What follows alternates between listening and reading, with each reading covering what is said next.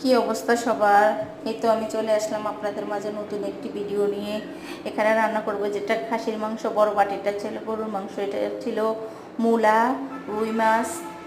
এগুলো আজকে আমাদের রান্নার রেসিপি। এখানে পেঁয়াজ মরিচ কেটে নিয়েছি, পেঁয়াজ বেশি কেটে ফেলেছি, এজন্য আস্ত গোটা পেঁয়াজ রয়েছে ছিলে নিয়েছিলাম। যে এখানে ছিল আদা বাটা, রসুন বাটা, জিরা বাটা, এগুলো ফ্রিজে ছিল, ডিপ থেকে সকালে নামায় এগুলা বরফ ছাড়াই নিয়েছি। মাছ বুঝতো এগুলো সব ধুয়ে রেডি করে নিয়েছি। তো একটু একটু করে রান্না করে বসাই দিব। আগে রান্না করব মূলের তরকারি, আর এক চুলায় ভাত দিয়ে দিছি অলরেডি। আর এখানে ছিল খাসির মাংস, গরুর মাংস। তো বলতে পারেন যে দুরকম তরকারি কেন রান্না করা হচ্ছে। আসলে আমার শাশুড়ি গরুর মাংস খাবে না, এর জন্য ওনার জন্য খাসির মাংসটা রান্না করা লাগতেছে। গরুর মাংসতে ওনার প্রবলেম আছে, ডাক্তারের নিষেধ। আবার অনেকেরই গরুর মাংস খাওয়াতে প্রবলেম, হার্টের প্রবলেম। তারপরেও তো মুখের রুচির জন্য সবাই খাইতে হয়। গরুর মাংস মোটামুটি সবারই পছন্দ, ভালো জিনিস, সবারই ভালো লাগে।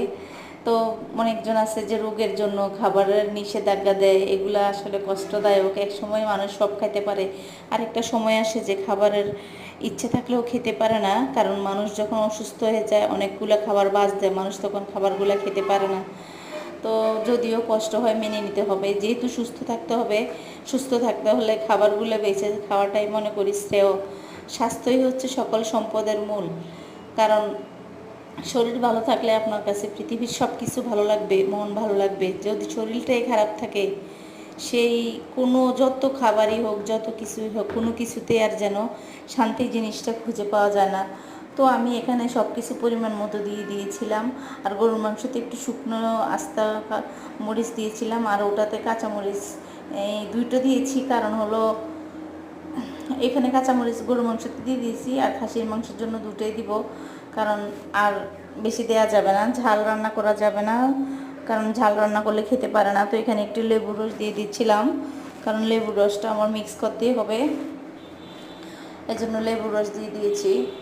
তো আমি সব কিছু হাতে মেখে নিয়ে রেখে দিব অনেকক্ষণ, তারপরে রান্না করব। হাতে মেখে নিলে কী হয়, সবগুলো মশলা ভিতরে ঢুকে মাংসটা একটু তাড়াতাড়ি সিদ্ধ হয়, আর খেতে একটু নরম হয়, এজন্য একটু সুবিধা হয়।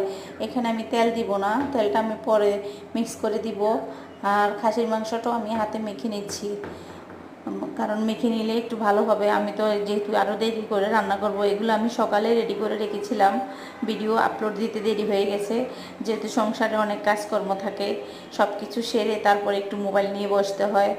তো সবাই ভালো থাকবেন, আল্লাহ হাফেজ।